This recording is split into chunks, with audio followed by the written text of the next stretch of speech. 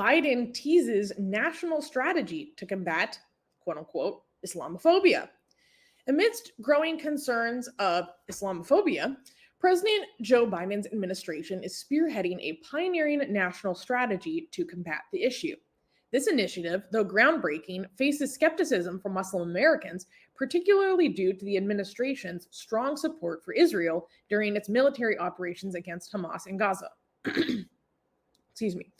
The strategy aims to collaborate with lawmakers, advocacy groups, and community leaders to tackle anti-Muslim bigotry and all forms of hate, as emphasized by White House Press Secretary Karine Jean-Pierre. Quote, moving forward, the president, vice president, and our entire administration will continue to ensure every American has the freedom to live their lives in safety and in safety and without fear for how they pray, what they believe, and who they are.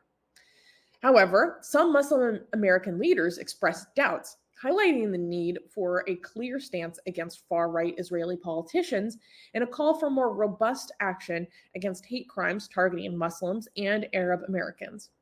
This skepticism is rooted in recent tensions, including the Israel-Hamas conflict and a recent remark by Biden that questioned the Palestinian death count. The strategy's success hinges on addressing these complex and intertwined issues. So, let me provide a little bit of background. This was the White House a few months ago, unveiled that they are having a national strategy to combat anti-Semitism. And then this apparent plan to combat Islamophobia was already in the works for some months. And then they just happened to unveil it around right now. And we don't know what this strategy is going to be yet. They just announced that this is something that they're working on. So what this strategy is remains to be seen. Excuse me. It's been very controversial, and a lot of Muslim leaders are basically not, they're very skeptical. They're very skeptical and expressing a lot of doubts about this and almost implying a hypocrisy from the Biden administration. Wait, to fight Islamophobia, according to these people, you should stop supporting Israel? Like, I don't see how they're connected. I mean, Darko is putting it very well. So Darko is saying, wait, are they suggesting that supporting Israel is Islamophobic?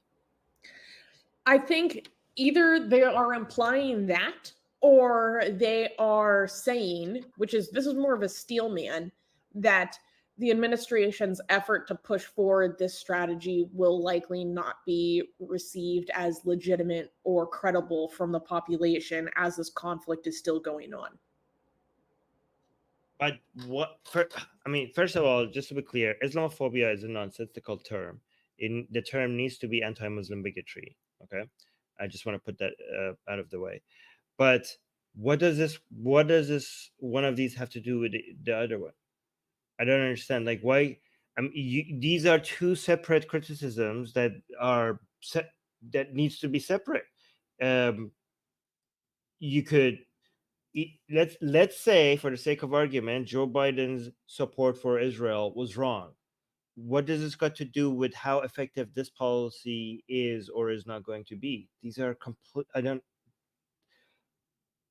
understand. It has nothing to do. I mean, this is how one-dimensional people are.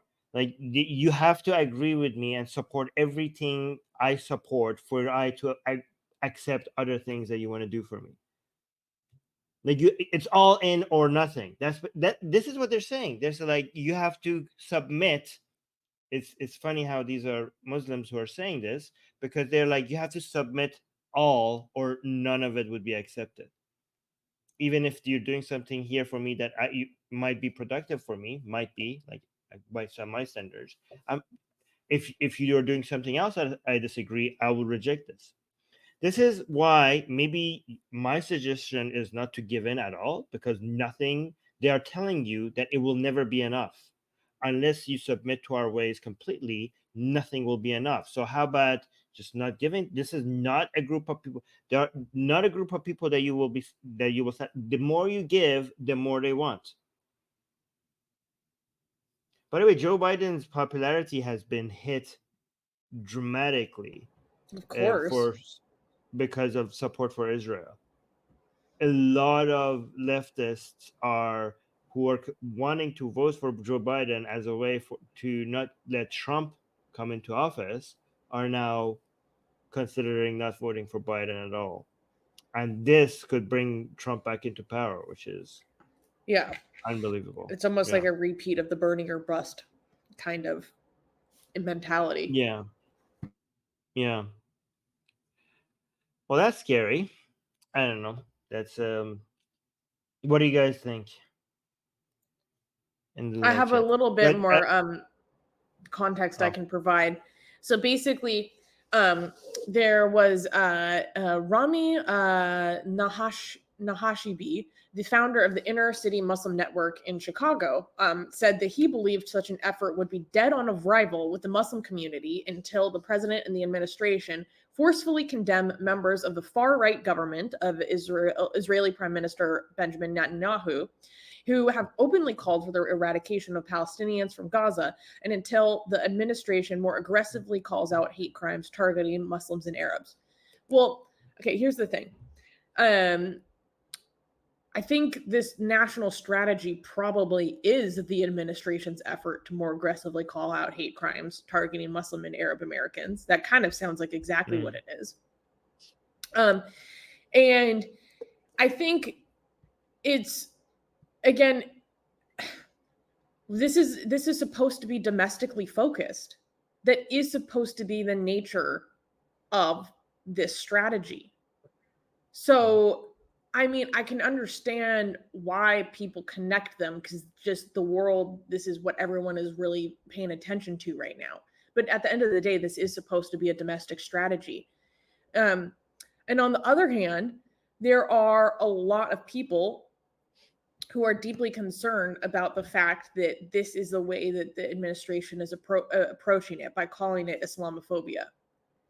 In some of the press statements, they use the term anti-Muslim bigotry, right? But the White House said that it's to counter the scourge of Islamophobia and hate in all its forms. Well, what is going to be considered that hate? People have some serious questions and concerns about that. And because we don't know what the strategy is going to be like so far, it's really hard for us to tell. so they haven't mentioned what this all means. And I mean, here's the thing.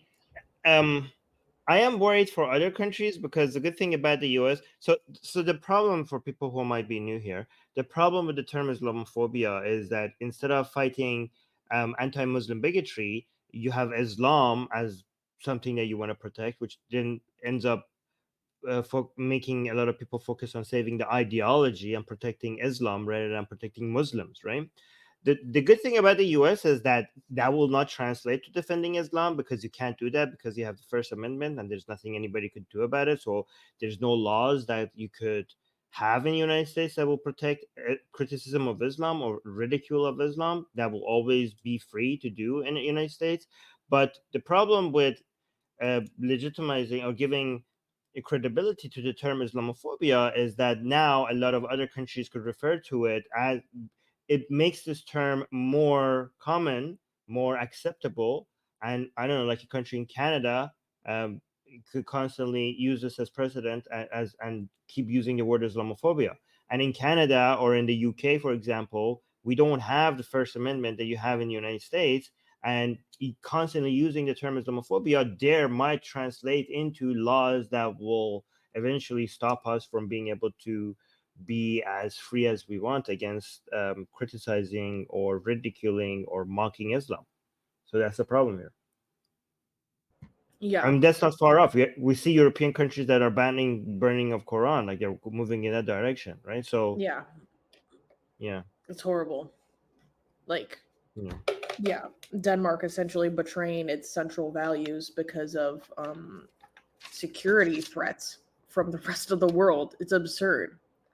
Um, and I never understand that approach. I mean, I on a very base level, of course, you're like, oh, well, let's do something to be safer. But then you're giving in. It's never going to be enough for Islamists.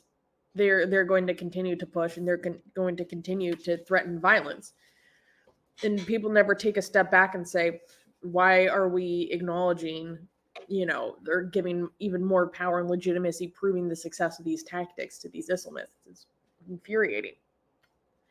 Right. Oh, Sid has a super chat. Do you want to read this? Sid is saying, I consider myself as a proud Islamophobe, but I'm not an anti-Muslim bigot.